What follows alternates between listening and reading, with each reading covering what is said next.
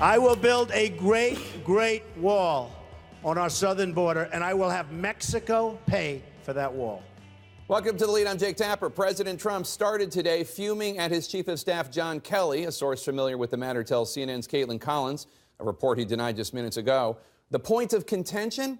That wall that you heard then candidate Trump talking about, and it was one of candidate Trump's most memorable campaign promises.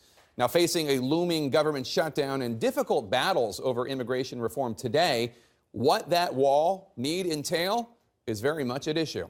Indeed, the president's exact position on any number of important issues today has been causing confusion among his staff and among Republicans on Capitol Hill.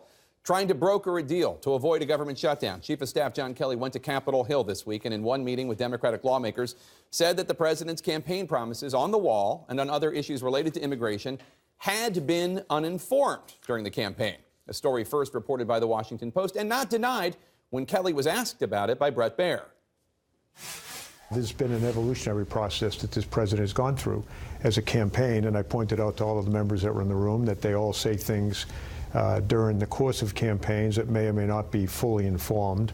He's very definitely changed his attitude towards the DACA issue, and even the wall, once we briefed him when I was at DHS. But President Trump this morning pushing back against his own chief of staff in a tweet, quote, "The wall is the wall. It has never changed or evolved from the first day I conceived of it." The problem is, of course, is that when you look at the record, the president's views have absolutely evolved.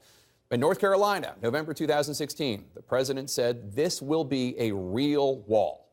It will be a real wall, folks. It will be a real wall.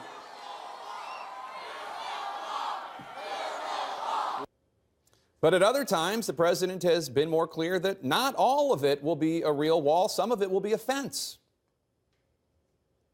I'm very good at this. This is called construction. But so part wall, part fence? Yeah, it could be. There could be some fencing. And what will this real wall look like? In August 2015, then candidate Trump said it would be made with precast planks of concrete. It comes 30 feet long, 40 feet long, 50 feet long. You see the highways where they can span 50, 60 feet, even longer than that, right?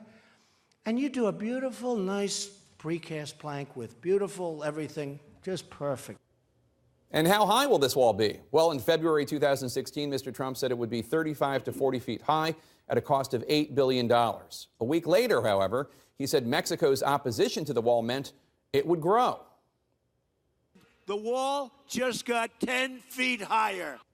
By the time of the CNN Telemundo debate, the price tag had grown to up to $12 billion, and new comments from a different Mexican politician made the wall's height go up again. The wall just got 10 feet taller, believe me. So extrapolating from that, this wall of concrete is now up to 60 feet high. Today, the president estimates it will cost not $8 billion or $12 billion, but $20 billion. And the real wall he promised voters keeps changing as to whether or not it's going to be made of concrete. Here he is last June. We're thinking of something that's unique. We're talking about the southern border. Lots of sun, lots of heat. We're thinking about building the wall as a solar wall, so it creates energy and pays for itself. So a concrete wall, no, then a solar wall. But now, by October 2017, the wall was also going to need to have some transparent parts. You have a wall that's this thick, and you can't see what's on the other side. So we're going to need some see-through abilities. All of which is to say that the notion that Chief of Staff Kelly said anything other than an obvious fact in observing that the president's views on the wall have become more informed and have evolved is preposterous.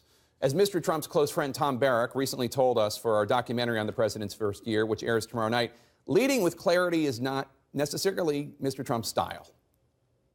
From my point of view, having known the president as a businessman for 40 years, this man reigns and manages by chaos.